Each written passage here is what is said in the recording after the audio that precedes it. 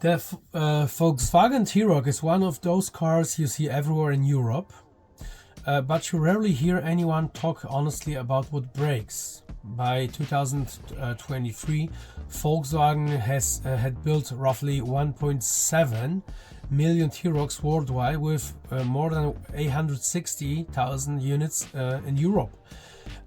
So it became the third most registered car in 2022, behind the Golf and the Tiguan in Germany.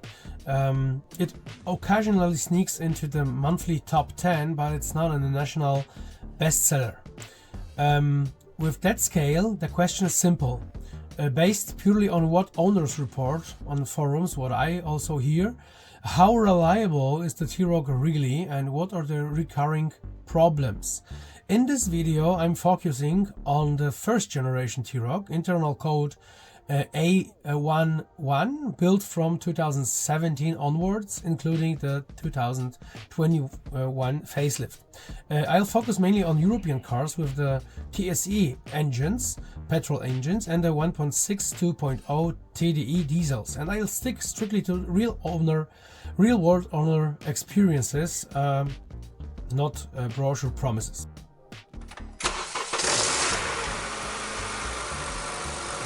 So let's start with the 1.5 TSI, because that's the engine that gets discussed the most. A lot of early owners with this engine and the manual gearbox describe a very specific behavior. When you pull away with a cold engine, the car can jerk and surge almost like a beginner stalling the car over and over again. This is often called the kangaroo effect. In slow traffic, it can be extremely annoying. Dealerships often respond with an engine software update, which does improve things in many cases, but some owners still aren't fully happy afterwards. The pattern is clear. Most complaints are about pre-facelift cars with a manual gearbox. DSG cars tend to be less affected.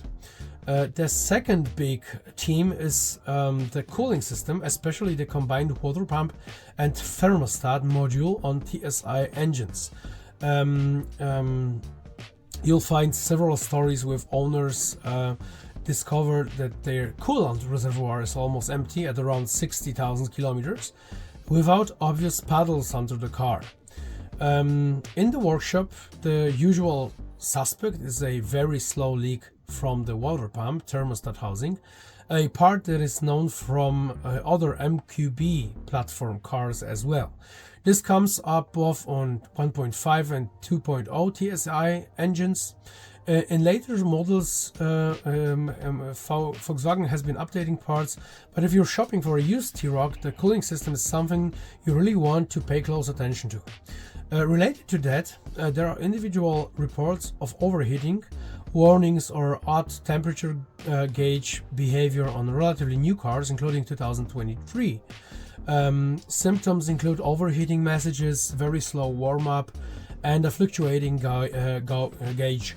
Again, the thermostat or its control is often suspected. It's not a widespread epidemic, but it shows up often enough to be worth noting. On the 2.0 TSI, especially in the hotter versions like the T-Roc Airline, owners also mention the typical EA888 concerns: leaks from the water pump or thermostat housing, and occasional failures of bolt-on components at surprisingly low mileages. It doesn't mean every engine will fail, but if it does, the bill at the main dealer can be painful. The 1.6 and 2.0 TDI diesels, judging by my experience and forums, are less dramatic. The issues people mention are the usual modern diesels topic. DPF on cars used only for short trips, the odd EGR problem, nothing that seems unique to the T-Roc. Then there's the electronics. Few owners report serious but rare cases like complete failures of the digital instrument cluster after a few years, with repair quotes in the several €1,000 range at the dealer.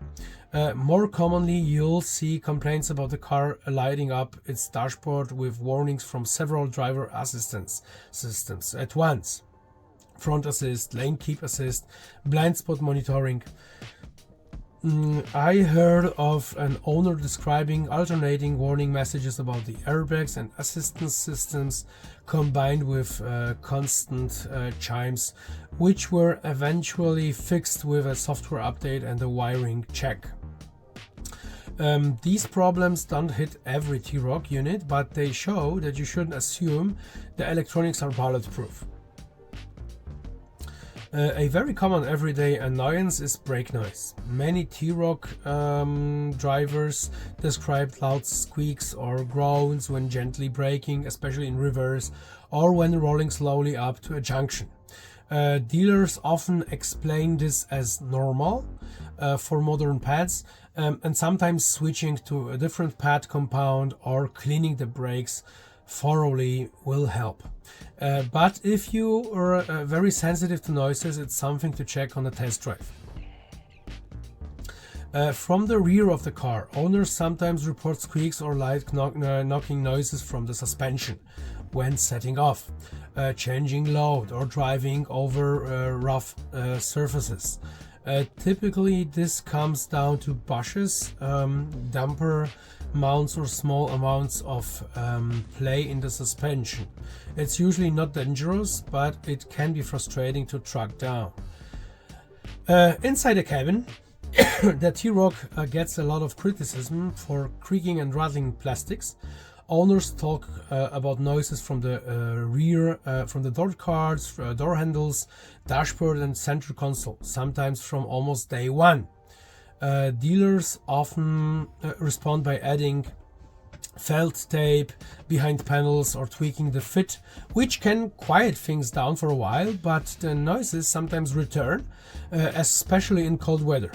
It doesn't affect safety, but it definitely affects perceived quality, especially for a brand that sells itself on a solid German engineering, right?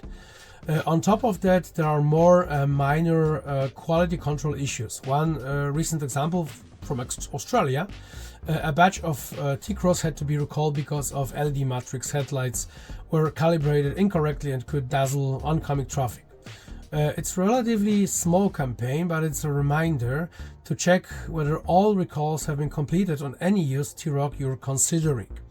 Now, to balance that, it's important to say that you'll also find plenty of owners and who are genuinely happy with their T-Roc. Some describe it as essentially a raced Golf that drives well, is reasonably economical, and apart from minor annoyances has been trouble-free. When you build nearly 1.8 million units of anything, the internet will naturally collect bad stories, but the patterns we've talked about are the ones that keep coming up. So what does this mean if you're looking at the first generation of T-Roc today? First, remember that this is a high volume car. The upside is great parts availability and lots of workshop experience. The downside, on the other hand, is that recurring weak points are well documented. Second, if you're interested in the 1.5 TSI, pay close attention to model year and gearbox. Most of the kangaroo complaints are about early pre-facelift cars with a manual transmission. If you can, aim for a newer car, confirm that the engine software has been updated, and do a proper cold start test drive.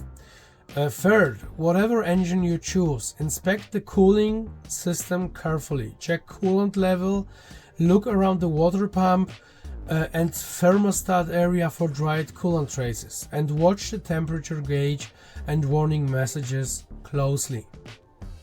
Fourth, during the test drive, listen carefully, identify any brake squeal at low speed, any squeaks or knocks from the rear suspension, and any rattles from the dashboard. If you notice them on day one, they won't magically disappear later. Finally, ask for proof of software updates and recall work, especially for assistance systems and lighting, and be wary of any car with a history of repeated electronic faults that were never clearly resolved. In summary, the first generation T-Roc is a very popular, very visible compact SUV in Europe with a mix of strengths and clearly identifiable weaknesses. If you go in with your eyes open, use owner's reports and a checklist and avoid the riskier combination of engine, gearbox and model year, it can be a solid everyday car. But if you expect total silence inside and zero quirks, you'll need to be picky or look at alternatives. Thanks guys, see you in the next episode. Goodbye.